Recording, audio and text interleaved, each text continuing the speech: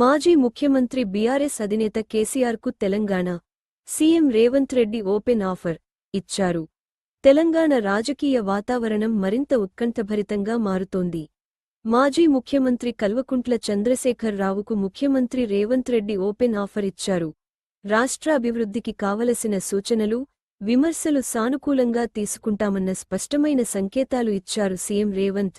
మీ అనుభవాన్ని పరిగణనలోకి తీసుకుంటాం. మీరు చేసే సూచనలు రాష్ట్రానికి ఉపయోగపడతాయని అయితే తప్పకుండా ఆమోదిస్తాం. రాష్ట్ర ప్రభుత్వంగా మేము సిద్ధంగా ఉన్నాం. నిపుణుల అభిప్రాయాలను కూడా శాసనసభ వేదికగా వినిపిద్దాం అని స్పష్టం చేశారు ముఖ్యమంత్రి.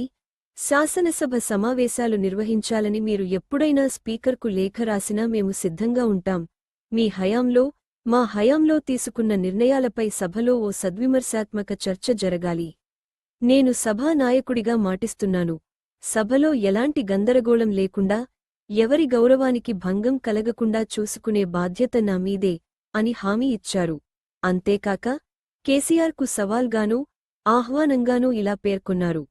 కేసీఆర్ గారు మీరు రండి, ఎక్స్పర్ట్స్ను పిలుద్దాం, స్టేక్ హోల్డర్స్ను పిలుద్దాం, అర్థవంతమైన చర్చ పెడదాం. మీ ఆరోగ్యం సహకరించకపోతే మీరు తారీఖు చెప్పండి. మీ ఎర్రవల్లి ఫామ్ హౌస్కి నేను మంత్రుల బృందాన్ని పంపుతాను. అక్కడే మాక్ అసెంబ్లీ నిర్వహిద్దాం. అవసరమైతే నేనూ వస్తాను. ప్రజాప్రతినిధుల సమావేశానికి రావడానికి నేను సిద్ధంగా ఉన్నాను. ఈ ప్రకటనలో ముఖ్యమంత్రి రేవంత్ రెడ్డి ప్రభుత్వ ధోరణిని స్పష్టం చేశారు. వాస్తవాలను ప్రజలకు అందించడమే మా ఉద్దేశం. తెలంగాణ హక్కులను ఎవరికీ తాకట్టు పెట్టం. ఈ హక్కుల విషయంలో దేవుడు ఎదురొచ్చినా నిలబడి పోరాడతాం అని తేల్చి చెప్పారు. రాష్ట్ర రాజకీయాల పరంగా ఈ ప్రకటనకు భారీ ప్రాధాన్యత లభిస్తోంది. అసెంబ్లీని ఓ వేదికగా మార్చి మేధో పోరాటానికి సీఎం రేవంత్ రెడ్డి తెరతీశారు. కేసీఆర్ స్పందనపై ఇప్పుడు రాష్ట్ర ప్రజలే కాదు, దేశ రాజకీయ వర్గాలు కూడా ఆసక్తిగా ఎదురుచూస్తున్నాయి. క్లబ్ పొద్దుపూట అయితే క్లబ్బుల్లో, రాత్రి అయితే పబ్బుల్లో చర్చ చేద్దామని చాలా ఉబలాట పడుతున్నాడు. ఒక సూచన చేయదలుచుకున్న చంద్రశేఖరరావు గారికి, మీరు సుదీర్ఘమైన అనుభవం ఉంది, ప్రజా జీవితంలో ఉన్నారు, 40 సంవత్సరాలు. మీ అనుభవాన్ని పరిగణలోకి తీసుకుంటాం.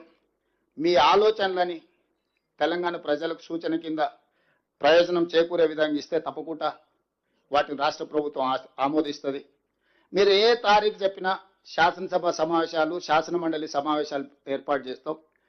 సభానాయకుడిగా నేను మాటిస్తున్నా, మా వాళ్ళందరి తరఫున ఏ చిన్న గందరగోళం లేకుండా, ఎవరి గౌరవానికి భంగం కలగకుండా సభను నిర్వహించే బాధ్యత నాది. ఎవరిని కూడా పల్లెత్తు మాట అనవసరంగా మాట్లాడకుండా చట్ట పరిధిలో చట్టసభల్ని నిర్వహించే బాధ్యత నాది. నేను తీసుకుంటా. సభ జరిగినంతసేపు ఒక్క క్షణం కూడా పక్కకు కూర్చొని సభలో ప్రశాంతమైన వాతావరణంలో అర్థవంతమైన చర్చలకు మేము వేదిక ఏర్పాటు చేస్తాము. చంద్రశేఖరరావు గారు మీరు రండి.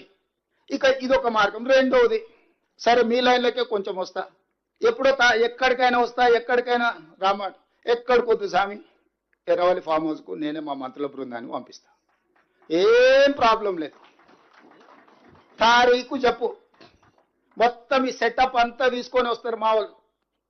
ఎర్రవల్లి ఫామ్ హౌస్లోనే చర్చ పెడతాము. చంద్రశేఖరరావు గారి ఆరోగ్యం అంత గొప్పగా లేదు, రావడానికి ప్రయాణం చేయడానికి ఏమైనా ఆరోగ్యం సహకరించకపోతే మీరు కుర్చీ వేసుకొని అక్కడ కుర్చీలో కూర్చోండి. చంద్రశేఖరరావు గారు మొత్తం మాక్ అసెంబ్లీ అని తెలంగాణ ఉద్యమంలో కోదండరామ్ గారు నిర్వహించేవాళ్ళు.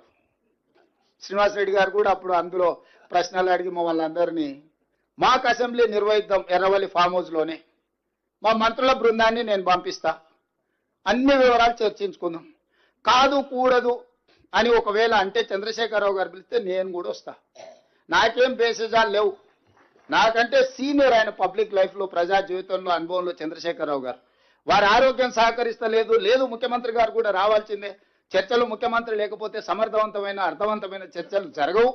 ముఖ్యమంత్రి కూడా ఈ చర్చలు పాల్గొనాలి అని చంద్రశేఖరరావు గారు కోరుకుంటే ఎర్రవల్లి ఫామ్ హౌస్లో జరగబోయే ప్రజాప్రతినిధుల సమావేశానికి నేను కూడా వస్తాను. తారీఖు నిర్ణయించండి.